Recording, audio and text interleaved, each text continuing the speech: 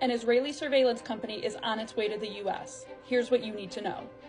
As of this week, a U.S. investment firm has acquired the Israeli spyware firm Paragon.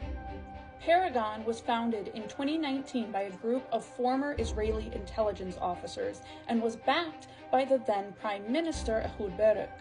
Now, it was created as a direct competitor to the digital surveillance provider NSO Group, another Israeli firm.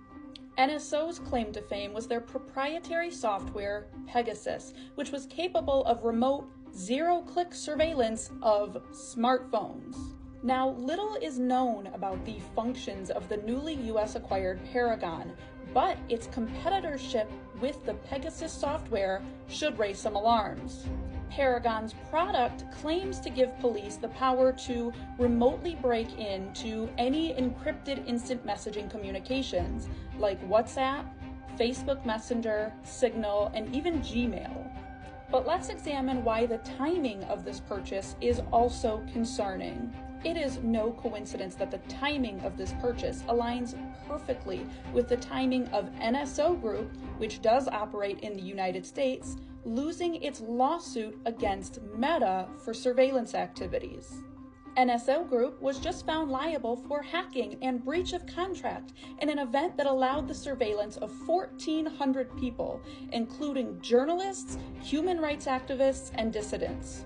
And now, conveniently, at the exact same time, a competitor with much more secretive operations has just been brought to the US. Now, the US, for its part, denied that the government had any involvement or approval of the sale, despite reports from Israeli media that say otherwise.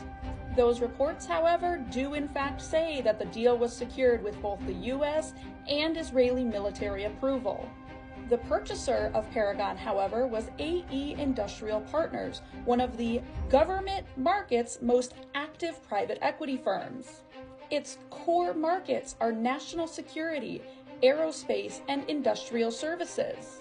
It holds many government contracts and recently expanded its presence in DC. So you can absolutely bet that our politicians and government defense contractors are well aware of this sale. This purchase is just another way to get around the liability that the NSO lawsuit created, and another way for them to unethically monitor us as Americans without our consent or knowledge. What was the pitch that you were offering these governments? Usually we had like one iPhone, one Android device. We used to demonstrate how we can exfiltrate the data from those devices, actively take snapshots of the screen or pictures from the camera, actively record through the microphones. What should the average citizen in any country in the world know about this company and this technology? It's very powerful. It's very intrusive. Should people be concerned? Yeah.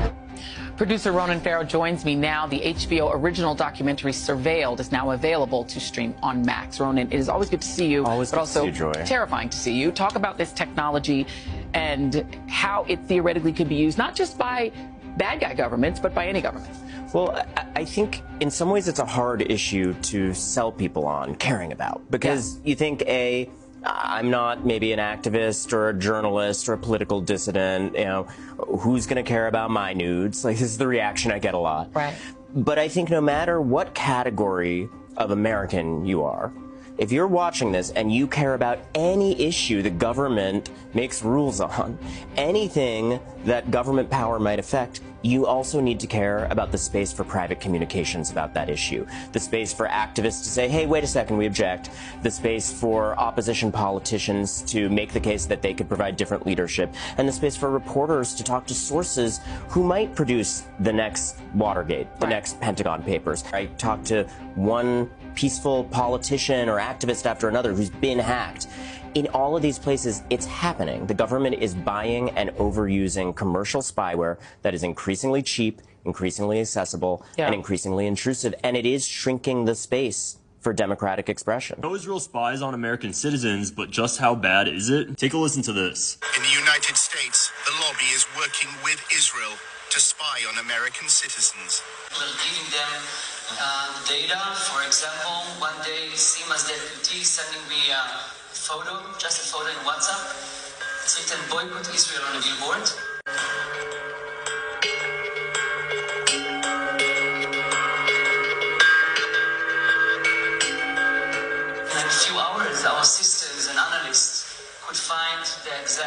organization, people, and even their names where they live. We gave it back to the ministry. I have no idea what we did with this. But in fact, 3 days later, there were no billboards. If you want to watch the entire 4-series documentary, it's on this website. You're going to want to hear this. We opened a center in Silicon Valley back in 2017. And the woman who runs it, she's an ex-Facebook executive. I have software engineers and data scientists working at ADL. We're monitoring all this stuff, and we're working with all the platforms, by the way, Google and YouTube and Meta and Twitter and Reddit and Steam and Amazon, all these companies. From like Apple to Zoom, we work with all of them, okay? That's relevant because we've been working with Twitter now since it was founded. We worked with the old regime, working with the new regime. Like, I'm talking to Elon, and we're trying to work with them.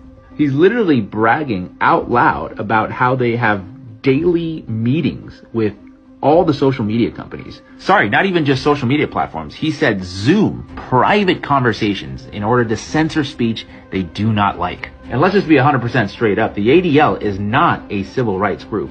It is an intelligence organization operating within the United States on behalf of another country.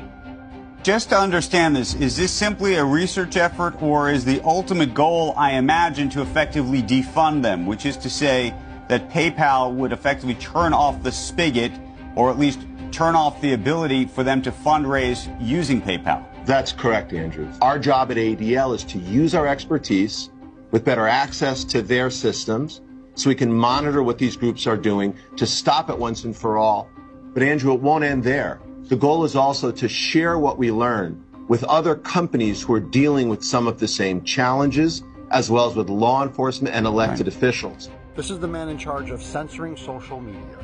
We opened a center in Silicon Valley back in 2017. That's Jonathan Greenblatt of the ADL. And they make sure to have all the people in the right positions in all the big social media corporations to monitor, alter, and censor social media.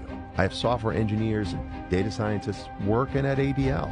We're monitoring all this stuff, and we're working with all the platforms, by the way, Google and YouTube and Meta and Twitter and Reddit. Elon Musk even complained about him when he took over X, and complained that the ADL was always trying to ban people's accounts even for the smallest infractions. They absolutely never ever want you to question Israel or anything else. They maintain a political bias on social media through the ADL. They're the ones who write the social media rules. This ensures that that foreign country not only has a monopoly on our mainstream media, but also tries to regulate our social media as well. I don't know how many people know this, but the Anti-Defamation League does not exist to protect Jewish people. And despite what they claim, they don't actually care about things like combating anti-Semitism. The truth is, they're an extension of Israeli intelligence operating in the United States to make sure we support Israel. Or else. And they've been doing it for over half a century. Yo, be careful what you have on your phone when you're traveling. I just got back to the U.S., right, because the boat returned to the U.S., and upon coming, I was randomly searched. Bring me to a back room, they make me take everything off, anything I got on me. They told me I need to give up the phone. Listen to this. If you have a social media page, make sure it is not filled with commentary on the Middle East. And when a Palestinian student objected, the dean of the journalism school, a man called Jelani Cobb, stood up and said to the entire student body, "Nobody can protect you. These are dangerous times." That's journalism students at Columbia University in the United States being told to avoid posting, publishing, writing anything that might upset the current administration in the United States of America.